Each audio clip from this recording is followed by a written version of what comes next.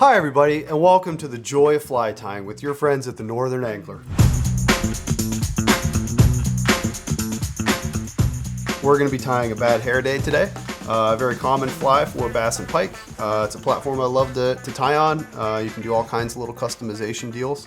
But mostly what I wanted to talk about today is a thing that I've been playing around with for a couple of years, which is placing weight at different places in the hook to tie the same fly but get different actions, so that you can keep things simple with the vise, but also get a little bit more nuance out of your box on the water. So for today, we're going to get started in the vise with an XT350 X Series hook from Umpqua. This particular one happens to be a 1/0, but if that's kind of like a good catch-all. 1/0 or 1 is a good kind of in between. If I'm tying more for pike, I'd probably go 2/0, 4/0, somewhere up there. Bass in the summertime, I'm probably 1/0 is going to be about as big as I'd go. I'd probably go with more 1s, maybe 2s even, if it's really low water. You can articulate them and call them different flies or whatever, but it's the same thing. It's a craft fur based fly with a bunch of flash. But what we're also going to do with this fly is we're going to add weight. And by that, we're going to use a 4.5mm tungsten bead in this particular application. This happens to be a slotted tungsten from Firehole. Doesn't really matter what you have. I like tungsten a lot. And so we're going to talk first about where to place the weight. And so usually when we put on tungsten beads, in most fly applications, we're used to putting it on at the front. And what that'll give us is a sort of jig style motion, right? The front's going to tip down. As I strip, it's going to at least go up and down vertically. Obviously, if I keep tension, then it's just going to stay right where it is. And so this helps me achieve depth quickly. For me personally, I usually don't do this. If I do, I'm using bead chain or something else just to kind of get the fly to sit out of the surface and maybe tip down a little bit, as if it's a wounded or dying bait fish. Another option would be to place it kind of right in the center of the shank. For this, I usually go 4.5 for this. And the action that you'll get out of placing the weight in the middle is that as you strip the fly, then it'll just kind of sink level and just kind of hang there if you go with a little bit lighter weight as opposed to kind of tipping down. But my personal favorite lately has been to put the weight, this will be hard to balance here, is about right at the top of the bend. I don't go all the way into the bend like this, just because I don't want to eat up any of the gap in my ability to either put the hook in a fish's mouth or the ability to go, from hook set to putting the fish in the net. So what I like to do is I like to keep it up at the top of the bend so that I'm all the way back. And what that does is that if you have a head like we're going to build later, is that this weight back here, you can hear a lot of tires that are a heck of a lot better than me talking about this, but it'll overpower that head and give you a sort of walk the dog action. And if you get really good at managing how much slack you give it after the initial manipulation, you can get it to go fully 90 or even farther around, and that's a really good predatory instinct trigger for a lot of fish. So we're just going to get started here. I have 6/0 vise on here. It's probably my favorite thread to use as an all-purpose. I'm going to start pretty far back because the first step before we go anywhere is going to be to make sure that this bead is on where we want it. So I'm going to wrap back a little ways, get to where that bead goes. I'm just going to keep that bead where I want it with my finger, and I'm going to build a little bit of a thread dam where I want that bead to go, and then I'm just going to cross over it. Try to catch it here. Pull it back up. Get over here. And then I'm going to wrap behind it. And this is okay because we're going to glue the ever-living bejesus out of this thing. It's going to be all right. So I'll get a little dam behind it, wrap up in front of it, and then I'm going to stop. The best, I think, is the brown. I like it because it's a little bit thinner than others, and usually for this application I like whenever it goes all the way through. So I'm just going to glue that puppy there. That should be good. And then I'm going to get a thread base just so that I don't need to worry about this later. Just going to kind of candy can it just to get a little bit of grip there. We'll fix that later.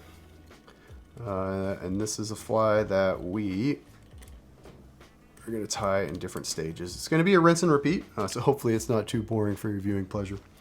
But we're going to use craft fur for most of this, so just your extra select craft fur. And when I'm prepping this, I usually like to take a bodkin or tips of scissors and go across the hank of material and kind of pull it forward, just so that I know that my width with the material is always consistent. Like I'm not kind of cutting up into it a little bit and then not staying consistent there with the amount of material that I'm getting.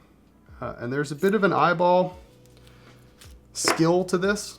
You just got to kind of feel it out. So you're going to tie a bunch of bad flies before you tie a couple good ones.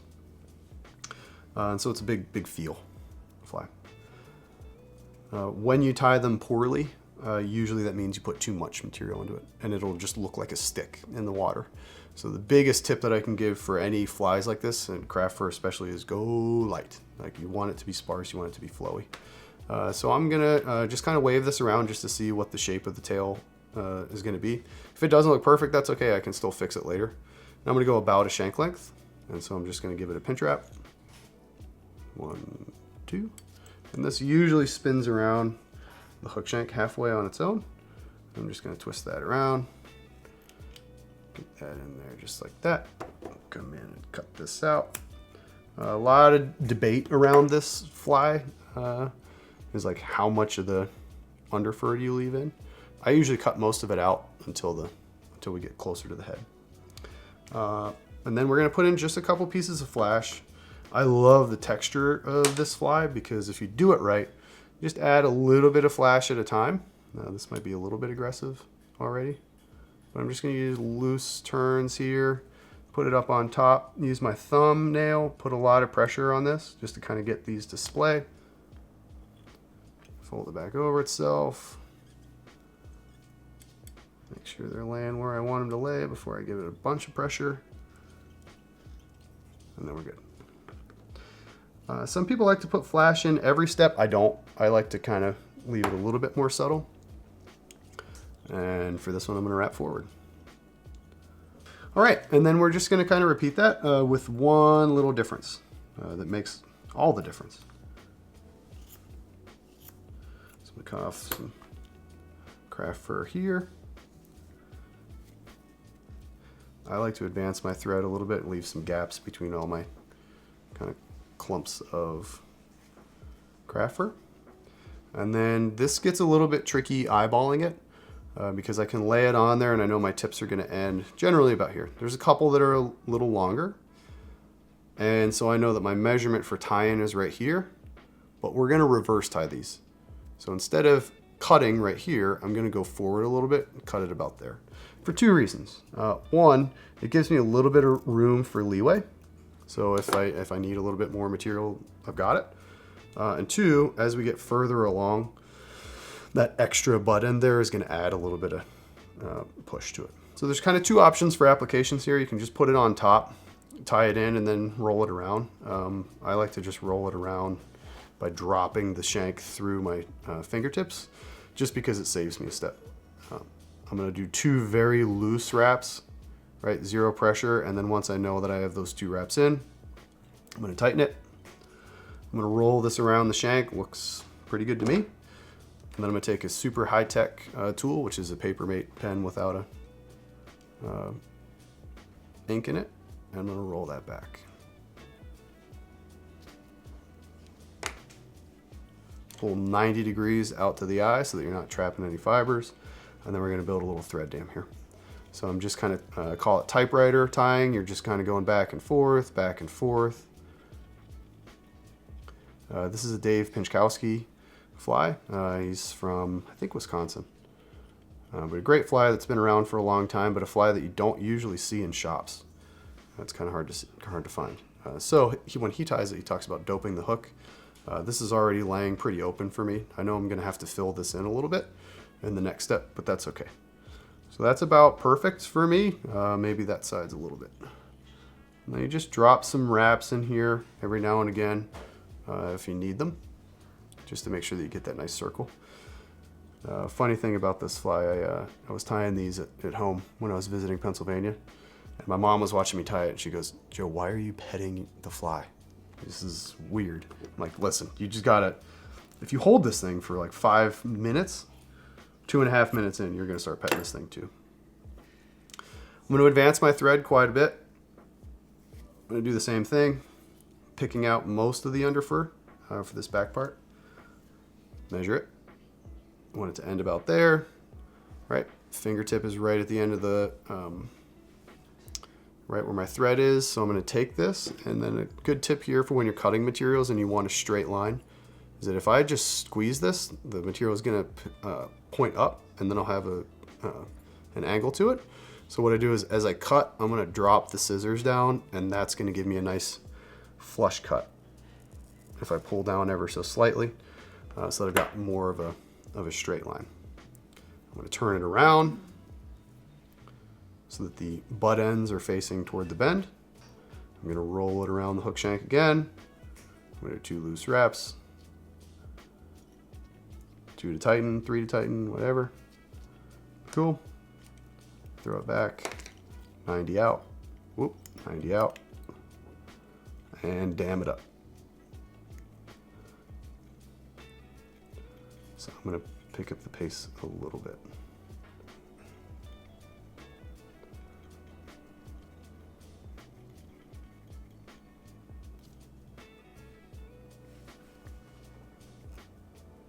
That looks okay. Here, after we've gone through one without flash, I do like to put flash in again.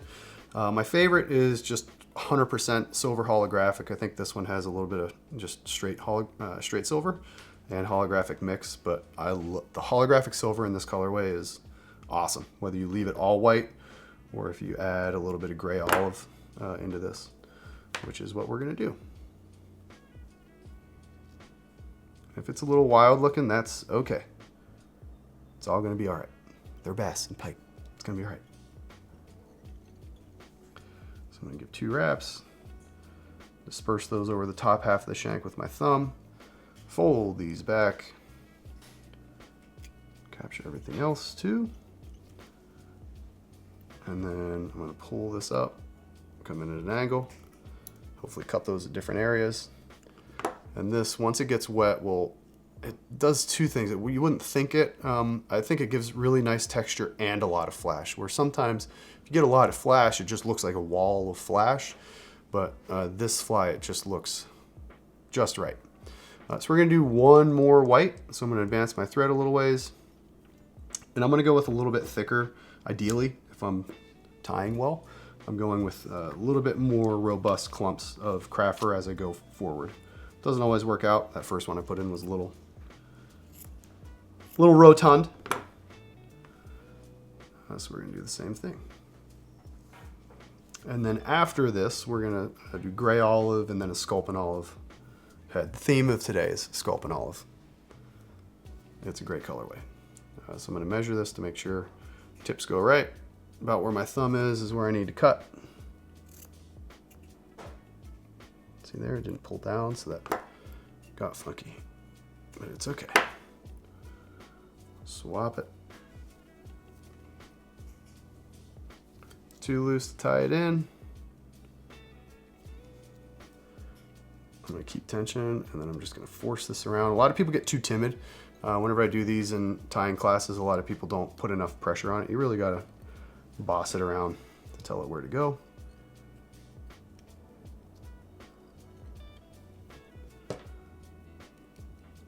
Throw that material back,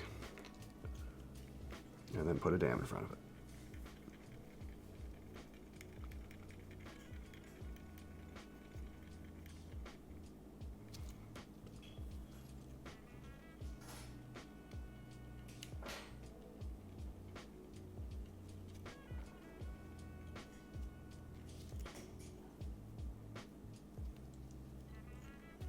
That one wants to get a little wild on me. So sometimes when they get wild, I'll loosen up my thread wraps and just put them right at the base. That laid it back nice. All right, cool. Now we're gonna transition colors. Sometimes I put flash in every step, but like I said, a lot of times as it goes on, I like to put a little bit more flash in at fewer steps because that means I can just keep rolling. So we're gonna use gray olive. I love these whenever you tie it, gray olive on the top, white on the bottom, but man, that just takes forever because you have to do double the steps and it's very easy to put too much material in. because you have double the opportunity to overfill it. So really what I like to do is do like a front back, like kind of, you know, mullet kind of deal. One color in the front, another color in the back. And we're going to try to get 2 pieces of gray olive in here. One of the dangers with doing like the front back system is that it's very easy if you have too long of fibers to kind of kill the white in the back. It just kind of washes out in the gray and you can't really see it that well. So sometimes I do hedge, and it helps with profile too if you hedge a little bit shorter. So like those fibers, I'm going to take some of those out. I'm going to put them back in just to kind of shorten things up just a hair. And I'm going to want those to end there. So I'm pinching, transfer. I'm going to give myself some room to work there. Try to get a nice cut. And then for this one, haven't been too particular about it, but this one I want these butts to end right in front of the other because I want to start building enough material there to really push a little bit of water. Put that one back.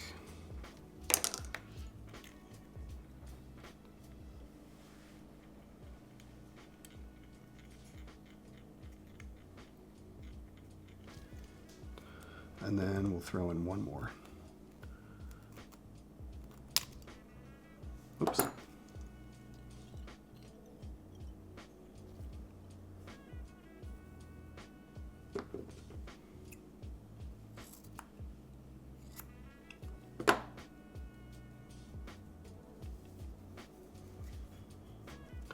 And this one, there's not really going to be much of a gap because A, we're running out of room. And the other is, I don't want there to be a lot of room between them. So less room to work with here.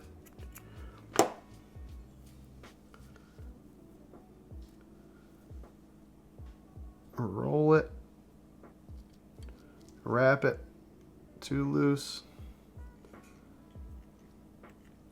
Check it out. Make sure we're looking good for coverage. And then we're going to throw this stuff back. Out to 90.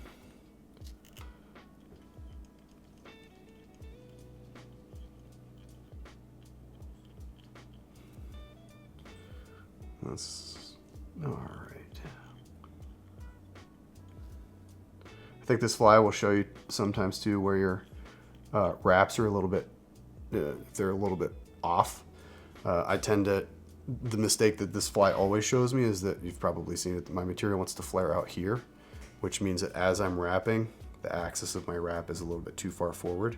So then I always find myself having to fix this little gap so that it lays back a little bit more. So it'll show you some mistakes that you can work on, or you can tie this for 5 years and have the same mistakes like I do. It's okay. And then you're gonna take just a couple flash, go over the back, 3, 4, something like that.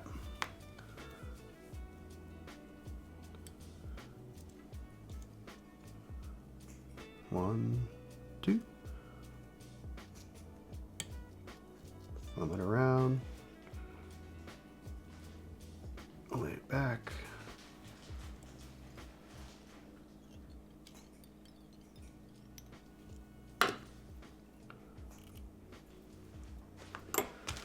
Then we're going to take some Sculpin Olive laser dub.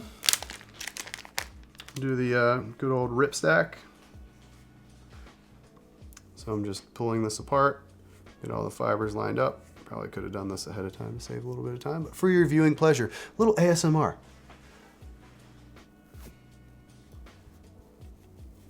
Oh yeah, that's it. That's the juice right there.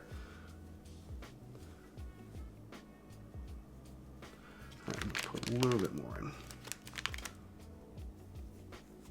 Because a lot of the stuff, like usually the trick with these flies is to not put too much in. But with this material, I know that a good bit of it's going to brush out. And so I'd rather have a little bit too much than a little bit too little. So usually I like to just throw this in right in the center there. Try to get right in the center of the clump, about 50-50. One loose, two loose. Cinch it down. And we're going to use a bunch of force to bring that thread out in front. We're going to tie it off right in front. That should hold there. Then you can take your pen. Usually I cut off, oh wait, this is one that has a cut off end. That's awesome, what a surprise. Cut off the end because then it's a pretty good half hitch tool. And also if you're doing this technique on smaller flies in it, that helps. All right, tie a couple half hitches, break your thread. And then we're gonna take the glue. Usually I like to take it out for this, just so that I can be precise. I don't wanna kind of gum up all these fibers, but I do wanna get in there and just touch it.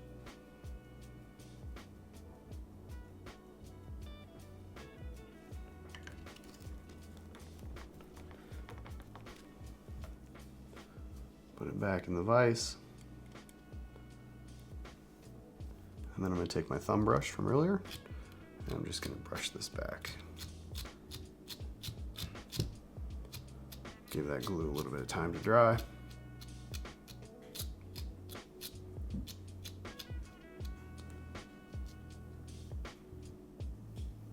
And that is the profile that we're left with. Trim some of this flash out if it's a little long. But you can see it's a tied in the round style fly. This weight in the back helps it from kind of rolling, because sometimes you're tied in the round so that it can be presented from any angle, but having a little bit of weight back there certainly helps. Now I'll watch this fly swim. I know mentally I know that I put too much in that first wrap, so I'm a little concerned that when this gets in the water that this back might not flow the way I want it to, but right now I'm pretty happy with how this turned out. So if I need to, I can always trim stuff, but I think this is gonna be okay. And so this in the water, when you fish it, should, if we did everything right, it should kind of dart to the side because of where we put the weight, rather than just kind of wiggling and dying like most of these flies tend to do.